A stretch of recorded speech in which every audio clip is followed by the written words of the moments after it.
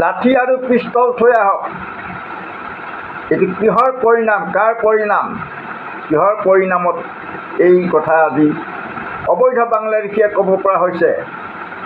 চব এইবোৰ কংগ্ৰেছৰ 60 বছৰীয়া শাসনৰ কুপৰিণতি।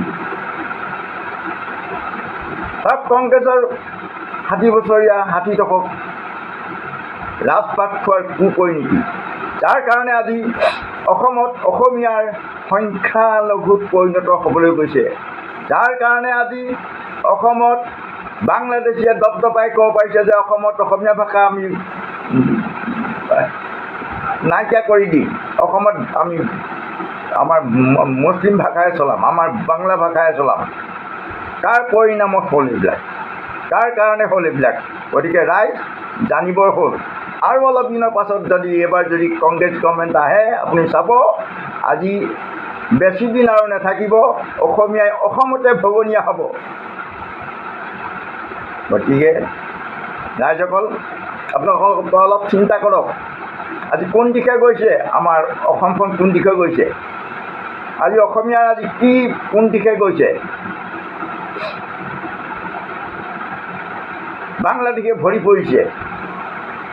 বাংলাদেশী প্ৰশ্ৰয় দিলে কোনে? গতিকেলৈ আমাৰ থলুৱা মুছলিম ভাই বন্ধুসকলেও আজি বুজিবৰ হ'ল, কাৰণ তেওঁলোক আমাৰ বুকুৰ কুটুম। আমাৰ থলুৱা মুছলিম ভাই বন্ধুসকল আমাৰ বুকুৰ কুটুম। চৰ চাপৰি সুযোগ লৈ তেওঁলোকে কি কৰিছে?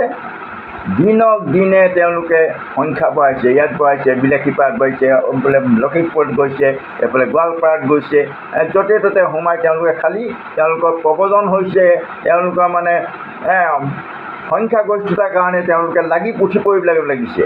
গতিকেলৈ ৰাইজসকল আপোনালোকে বুজক, আজি কাৰ পৰিণতিত আজি ইমান দপদপাই ফুৰিছে অবৈধ বাংলাদেশীয়ে। গতিকে আমি তেওঁলোকক নিৰ্মূল কৰিবই লাগিব, অসমৰ পৰা নিৰ্মূল কৰিবই লাগিব তেওঁলোকক, নহ'লে আমাৰ অসম আৰু অসমীয়াৰ পৰিত্ৰাণ নাই। আপোনালোকে এইটো নাভাবিব যে মই আজি বিজেপিৰ ফালে কৈছোঁ, কাইলৈ আমুকৰ ফালে কৈছোঁ, এইটো নহয়। অসমত অসমীয়াৰ স্বাভিমান, অসমত অসমীয়াৰ প্ৰতিপত্তি ৰক্ষাৰ কাৰণে আজি আমি বাংলাদেশী হৈ আমি যুঁজ দিবই লাগিব।